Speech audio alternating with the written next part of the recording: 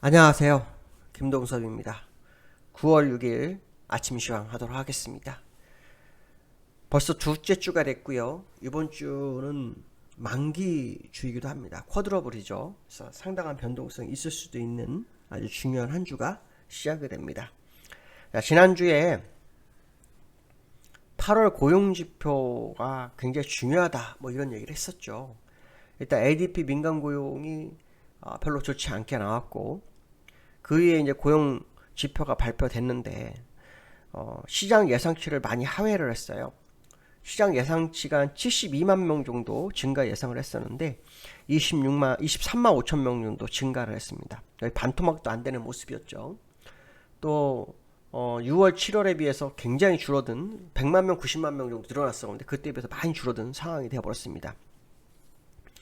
이로 인해서 이제 시장에서는 테이퍼링이 뭐 많이 멀어지겠구나 뭐 이런 생각을 했어요. 하는 것 같습니다. 그렇지만 시장은 많이 오르지 못했습니다. 오히려 혼조세를 마감했죠.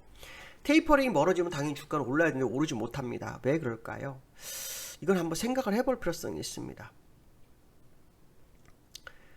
고용은 제가 누누이 말씀드렸지만 인플레이션 상황에서는 늘면 이상한 겁니다.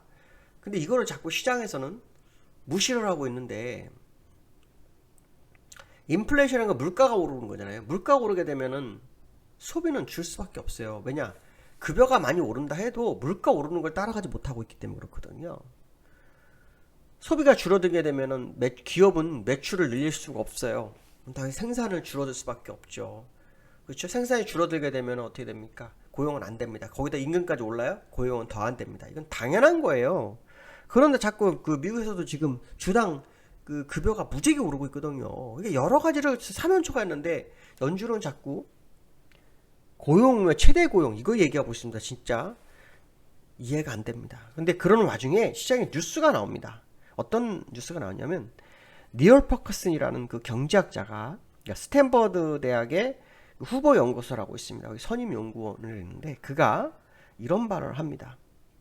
연준이 통제력을 잃게 되면 1960년대 같은 인플레이션이 반복될 수 있다. 이런 식으로 경고하는데 그 당시에 초인플레이션이었거든요. 근데 이제 그가 말하는 거냐면 현재 시장에서 자꾸만 이 인플레이션을 일시적이라고 하는데 나는 거기에 의문을 제기한다. 이런 표현을 쓰고 있습니다. 지금 이 얘기는 제가 지난번에 한번 말씀드렸을 거예요. 인플레이션이라는 게 일시적일 수가 없다라는 표현을 제가 한번 써드렸을 거예요. 10몇 년 동안, 13년 동안 전 세계 시장은 주가가 상승 쪽에 있었어요. 코로나 때문에 일시적으로 한번 흔들렸었지만 결국은 추세는 상승이었고 고점은 더 높아졌어요. 그렇죠? 그때 공통점으로 한 것은 금리 인하와 돈을 푸는 일이었어요. 첫 번째 금리 인하하고 돈을 풀은 다음에 코로나 전에 돈을 회수하는 과정에서 다시 터져서 더 많은 걸 풀게 됐어요. 그러니까 돈은 시장에 더 늘어날 수밖에 없는 그런 상황이었다는 거죠.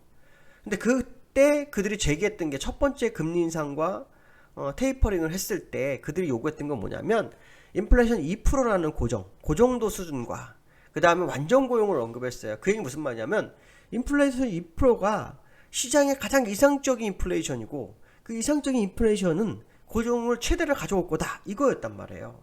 근데 그 인플레이션이 오는데 시간이 걸린 게 10년이 걸렸어요. 10년이 2%까지 오는데 10년이 걸렸어요. 잘 따져보세요.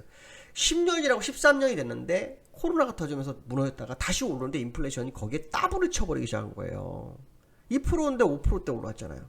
근데 5%대가 일시적이라 그러면 한 달, 두 달로 끝나야 돼요.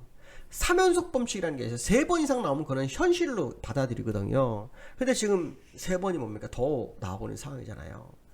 그러면 인플레이션이 지금 이번에 또 5%대 나온다. 이번에 소비입니다. 그러면 연준은 생각을 달리 할 수 있어요.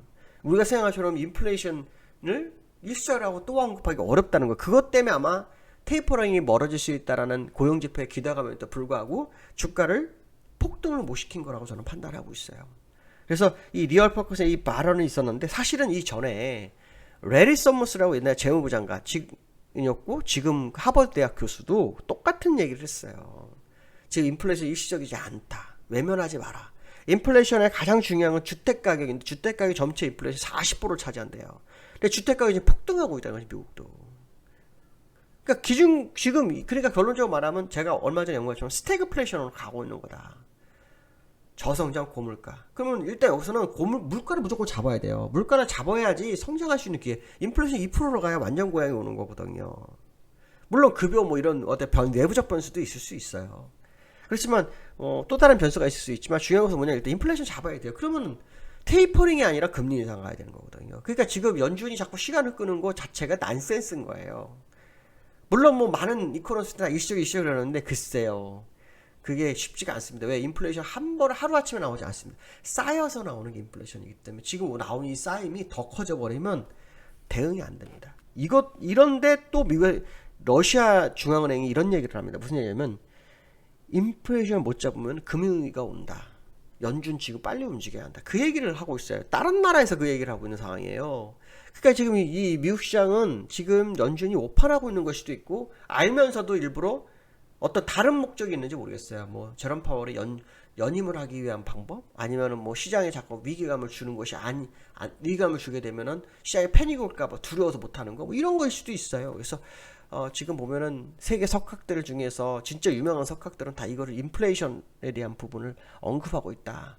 이거는 정말 우리가 잊지 말아야 되겠다. 우리나라는 그래서 인플레이션 때 벌써 금리 인상 했잖아요. 이건 제가 볼 때 성공적 사례로 남을 거라고 판단하고 있습니다. 한국중앙은행이 정말 잘한 건 맞아요. 근데 여기서 실수가 하나 있었죠.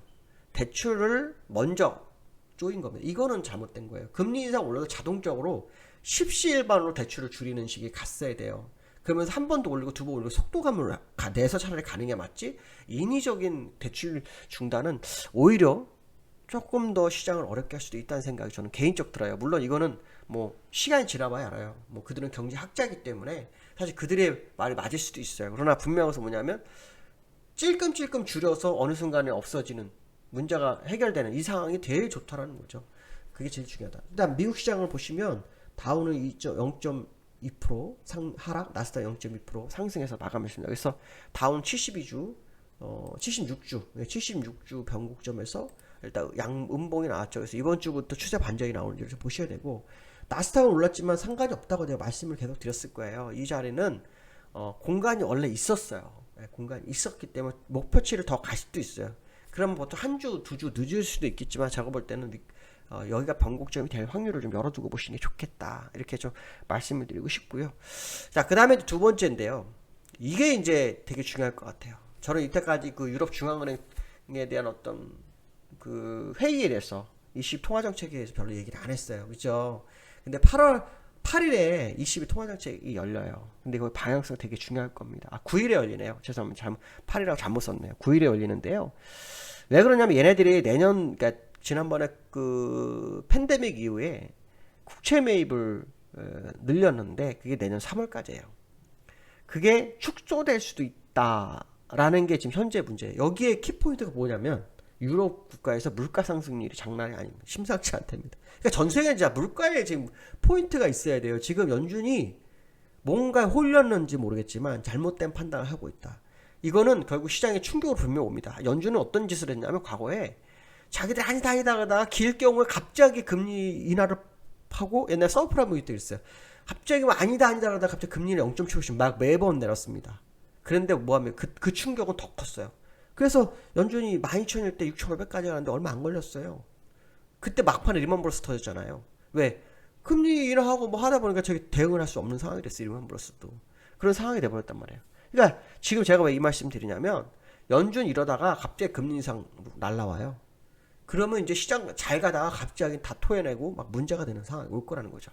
근데 제가 이제 여기서 왜 이 얘기를 하냐면 ECB 통화정책은 미국과 궤를 같이 해요. 거의 미국보다, 그러니까 금리를 먼저 미국이 하고 그 다음에 거꾸로 갈 때 금리를 회수할 때는 ECB가 먼저 가게 돼 있어요. 그러니까 ECB가 요번에 국채 축소 가능성을 만약에 제기하면 9월이나 늦어도 11월, 저는 9월이라고 봐요. 9월에 저 개인적 생각으로는 9월에 미국도 테이퍼링 얘기를 분명히 할 거다. 그렇지 않으면 결국은 인플레이션 때문에 연준은 테이퍼링과 금리 인상 같이 하는 최대의 악수를 범할 수도 있다는 생각을 하고 있어요. 그렇기 때문에 이번 22 통화정책에서 어떤 결과를 내는지를 우리는 꼭 지켜봐야 될 거다. 이렇게 보시면 될 거고, 세 번째로는요. 기준금리가 우리나라 인상이 됐잖아요. 근데 비투가 다시 25조를 늘었어요. 왜 그럴까요? 금융위 이상하면 당연히 돈을 빼야 되잖아요. 아직은 괜찮다라는 일부 심리도 있겠지만 또 하나는 뭐냐면 빚으로 빚을 막기 때문에 나타난 현상일 거라는 거죠. 빚으로 빚을 막는. 근데 지금 그것도 좀 있으면 막혀요. 거의 다 막혀요. 막히게 되면 어떻게 됩니까? 이제 그때는 물량 쏟아질 수밖에 없어요. 못 버텨요. 주가가 올라야만 되는데. 근데 문제는 뭐냐면 차라리 주가가 좀 빠져주면 비투를 줄일 텐데 또 빠지다가 반등을 살짝 주거든요. 그러니까 이거는 어떻게 했어요? 사람의 심리가 가짜였구나 이 생각을 할 수밖에 없고 그러면은 어떻게 보면 시장에 달려들 수밖에 없는 게 돼요. 그래서 비트가 늘 수밖에 없는 거예요. 여기 이거죠. 이거 하락하다 올라오니까 비트가 다시 늘어나는 거예요. 이거 가짜였구나. 근데 이 가짜가 아닐 확률이 높아요. 그래서 이번 주 상황은 결국 미국의 어떤 고용 지표에 대한 해석이 이번 주에 나와야 될 거고 그것이 이제 인플레이션의 중요성을 깨닫기 시작하면 시장은 다를 수 있다라는 거. 거기에 아까 22 통화적 9일날 이번 주 목요일에 하는 거 이게 시장에 어떤 영향을 주는지 우리한테는 금요일날 영향을 받습니다. 목요일 우리나라는 쿼드러블 이겨요. 그래서 이 부분을 좀 생각하셔야 될 것 같고요. 저는 원래 20주선까지 생각을 하고 있었어요. 3200 한 7포인트 정도까지 예상했었는데 이번 주 어떤 변수가 있는지 확인하셔야 될 것 같고요. 특히 어제 뉴스 중에서 이런 얘기가 나옵니다. 1200원, 원달러 1200원은 이제 기정사실로 받아들여야 되지 않느냐 이런 얘기가 있는데 이 원달러가 이번 주에 어떤 모습이 나오는지 이것도 우리가 지켜봐야 할 아주 중요한 이슈 중에 하나다 이렇게 보시면 될 것 같습니다. 또 한 주가 시작됩니다. 즐거운 한 주 되시고 승리하는 한 주 되시기 바라겠습니다. 감사합니다.